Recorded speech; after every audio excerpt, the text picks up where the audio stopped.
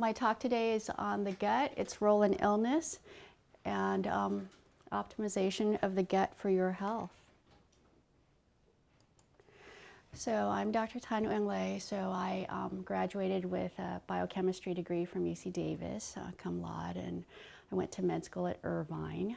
I did my training, my first year of training at Santa Clara Valley Medical Center, which is an affiliate of Stanford, and then I went on to train at an affiliate at UCSF for family medicine. That's my Western training, and then the holistic training has come from practice and from patients and from colleagues, and I work with everyone. So my personal history is I've been in private practice in a small family practice group for 15 years, and then I went and joined multi-specialty 1,100 physician group practice up in Northern Cal, and now I have my own practice in downtown Huntington Beach, and we're called Surf City Holistic Medicine. So the gut, what you came here to listen to. So Hippocrates said all diseases start in the gut, and he's pretty right. That was from 2,000 years ago. Well, not all start from the gut. Many chronic diseases do, okay? So your gut bacteria and the integrity of your gut lining affects your health, okay? So approximately 1 trillion microorganisms exist in the human gastrointestinal tract, and in comparison, we have 20,000, 3,000 genes, and the microbiome has over 3 million. So they outnumber us. And what happens is they produce waste products. And those waste products then feed other bacteria, which produce products that then help us live. And there's lots of names for everything. And I just don't want to go down that, because I can go down it, but I don't want to go down it, because I want to keep it this way, and I want to explain what happens, okay? So the gut microbes ferment non-digestible substrates like fiber, something we can't digest. They eat it all up, and then they produce food for other bacteria and viruses and fungi to eat. And all these byproducts then control our sugar stores, our energy level, our appetite suppression, and undesirable bacterial products are called endotoxins. There's inside, outside, blah, blah, blah. So, but there's a name. And it can leak through your gut and enter your bloodstream, at which point your immune system then recognizes it as a foreign body and attacks them, resulting in inflammation. So we just did, in about 3 slides, a lot of stuff. And there's a lot of steps in between and how it goes about, but we're going to keep moving. So inflammation in your immune system is your immune system's response to foreign invaders, toxins, or cellular injury. So short-term inflammation, you know, you get an insect bite, a spider bite, you get a cold, you get the flu, your body attacks it. This is great. This is how you live. When there's a chronic low inflammation process going on, where your gut is leaky, where, you know, you're continually being having exposure to the what's causing this, then your body's on hyperdrive, and then it starts attacking itself. And so we know now that most illnesses are due to inflammation, okay?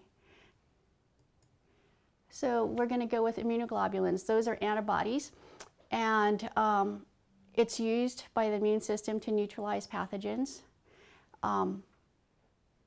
bacteria and viral.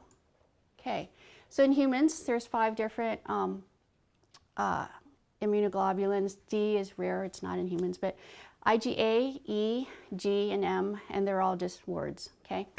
So you have a peanut allergy, you eat it, you die. That's an IgE, mediate a response, it's immediate, right? IgM, you've been exposed to chicken pox. You know, we can test your blood. Yes, you've been exposed to it, but you haven't formed a permanent immunity. IgG, when you formed your permanent immunity. IgA is just like IgG, except it's really small. Now, all these things are very small, right? But there's a blood-brain barrier and nothing can escape that, go through it, right? Except IgA, okay? And so let's talk about autoimmune diseases and all the organs these inflammatory products affect. So we start off in medicine, we just go from head to toe. So here's your brain. So autoimmune diseases of the brain include multiple sclerosis, autism, Guillain-Barré syndrome, and mental health issues, depression, anxiety, schizophrenia. So your thyroid, so there's Hashimoto's thyroiditis and Graves' disease. Your circulatory system, so leukemia, I just linked cancer here, lupus, hemolytic anemia, and sugar imbalance. Your lungs, so asthma, Wegener's granulomatosis. These are all names.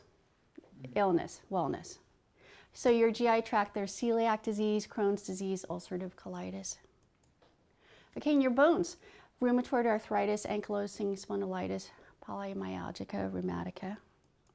Okay, your muscles, fibromyalgia, muscular dystrophy. Your nervous system, peripheral neuropathy, diabetic neuropathy. Okay, your skin. So we've gone through all the organs, right? And your skin is the biggest organ. And when there's a toxin in your body, it's going to be, tried to be eliminated via your skin. Okay, so eczema, psoriasis, scleroderma, vitiligo.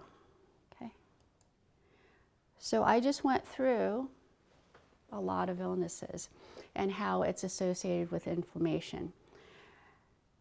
How you can think about it is what's triggering this. So there's food antigens, that's one part. There's heavy metals, that's another part. There's stress, there's hormones, there's pregnancies, there's pesticides, there's poisons, there's trauma. And so we are living human beings and we're exposed to all of this in this society and more so in these times. So what I wanted to say is that gut health is important, that the food you consume influences your gut health, and we can discuss that more. That those with chronic illnesses have a different microbiome than those of their healthier counterparts. There's been plenty of studies that show that, these certain colonies of bacteria is completely different from those who have Crohn's disease, celiac disease, and those who do not. It goes down the list with all illnesses. So diet and medication have strong influences on your microbes in your gut, and then herbicides, pesticides, and genetically modified food affects your gut. Okay, so the treatment for all this, so here I am, you can email me, call me, schedule yourself online. The topic is so dense, right? I just wanted to do a quick, and then we can go down in the weeds, but the topic's really dense, okay?